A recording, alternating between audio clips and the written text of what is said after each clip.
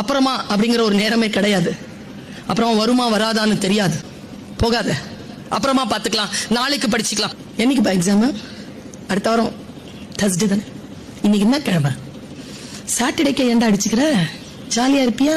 சொல்லி சொல்லி சொல்லி சொல்லி வரும். புதன்கிழமை சாயந்தரம் 7 மணிக்கு இந்த ஈரல் வந்து இங்க மாட்டோம்.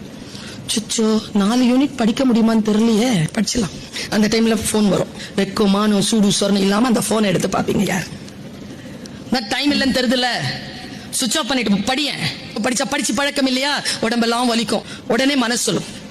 காலையில 3 o'clock அலாரம் வச்சுட்டு இப்போ தூக்கம் வருது. 3 o'clock வேண்டாம், அவன் 3 மணிக்கு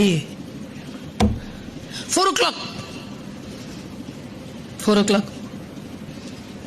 5 o'clock எந்திரிச்சு ஐயோ படிக்கணுமே படிச்சு 9 மணி வரைக்கும் குளிக்காம சாப்பிடாம அப்படியே வந்துட்டு கொஸ்டின் பேப்பர் வாங்கிக்கிட்டு அப்படியே அது மேலேயே படுத்து தூங்குறது. எத்தனை பேர் தோல்வி அடைந்து இருக்கிறீர்கள்? நாளை என்று தள்ளி போட்டுட்ட.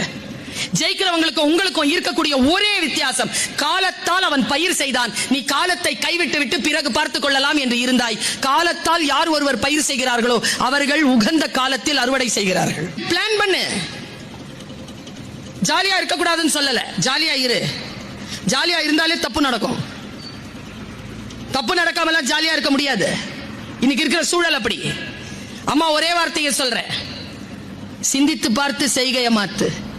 சிறுசா இருக்கையில் திருத்திக்கோ, தவறு சிறுசா இருக்கையில் திருத்திக்கோ. தெரிஞ்சும் தெரியாம நடந்திருந்தா அதை திரும்பவும் வராம பாத்துக்கோ. Download ShareChat.